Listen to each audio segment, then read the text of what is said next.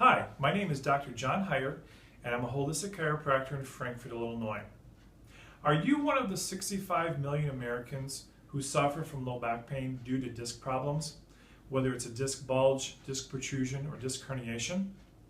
Maybe you've been through therapy, or maybe you've even seen a chiropractor and you're maybe just not happy with the results that you've been getting. Or worse, maybe you haven't tried anything because you don't think that there's any hope for you. I'd like to share with you an excellent method that you may not have heard about that has helped resolve thousands of people's low back pain, specifically because of disc issues. But let's look at the problem.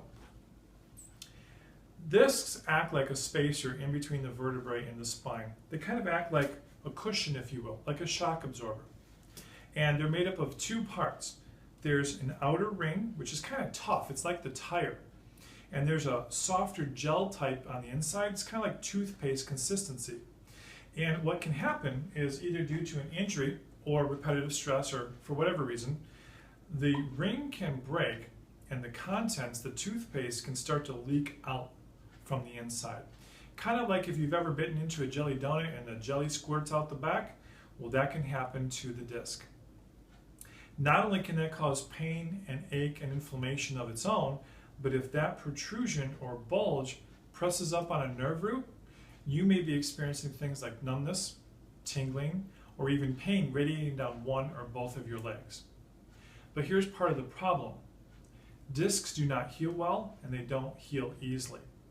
And the reason is, unlike bones, which have a very good blood supply and get good nutrients if they're broken, when discs are injured, they don't have a good blood supply, so they don't heal very well and they don't heal very quickly. And unlike a bone, which in many cases, if broken, can heal better and faster than a disc, an arm or leg we can immobilize or prop up and rest. Unfortunately, with the disc, we can't do that because there's always constant pressure, and that slows down the healing process well. So here's what we can do about it. We use a technique called flexion distraction to help disc problems with our patients. And if we pretend that this is a spine, what we're going to do is we're going to stretch and bend, and open up the spaces in between the joints. And it looks a little something like this. Just simply touching and holding the spine and stretching as we bend the patient in a flexed position. And think of an accordion. If you've ever seen someone play an accordion, we're opening up the accordion or we're opening up the spine, which helps to relieve the pressure on the disc and ultimately helps relieve the pressure on any nerve roots that may be impinged. Now, it also helps to improve imbibition.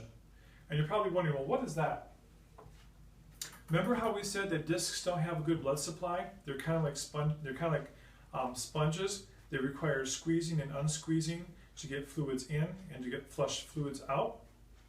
Well, imbibition is that motion or that fluid exchange to bring good nutrition in so the disc can heal and flush out any waste metabolites that might be causing inflammation or damage. Now, this technique by itself is excellent. Flexion distraction can help relieve a lot of people's back pain and get them back to their normal life. But there are times when you use it coupled with other therapies. Example, physical therapy, or muscle stim, or ultrasound, and even exercise rehab protocols. And my ace up my sleeve is when we use this technique along with acupuncture. Using those two together has helped many, many people avoid undergoing dangerous surgery, and it might even possibly help you as well. I just want you to know that there is hope for your condition, and we may be able to help. And we'd love to have you give us a call to schedule an evaluation and a consultation and see if we can help you get back to your life. Thanks. Make it a great day.